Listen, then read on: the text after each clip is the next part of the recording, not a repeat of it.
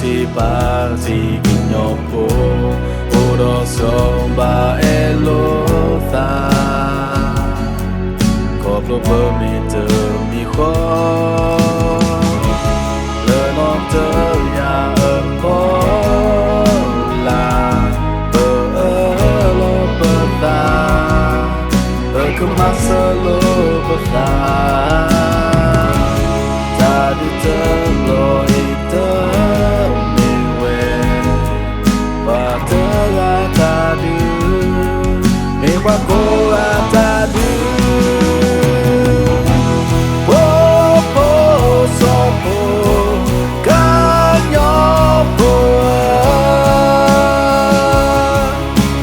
Topico bata Lame lopa Apu basa Tosa masa lo bata Kenyopong ba eka Kenyopong Uraso elopa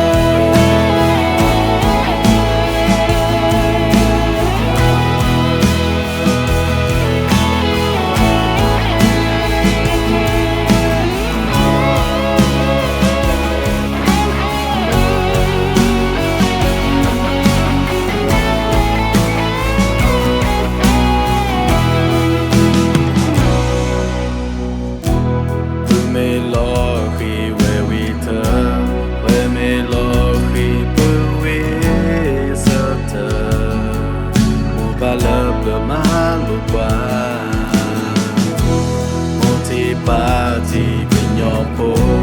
Odo soba elotha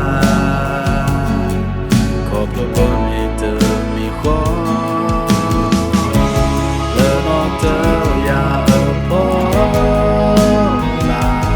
Le peta Le kemasa lo peta Tadi teblo itu Tadu, Ibakola tadu, Wopo sopo, Kanyopo, Bago toke ko bata, Lame lopa, Apu basa. Masa lopeta Nyopong baik nyopong Udah so elopa Kata hedi sepuluh tambah Tapi wehi losu Kata pelakona Sopo kanyopo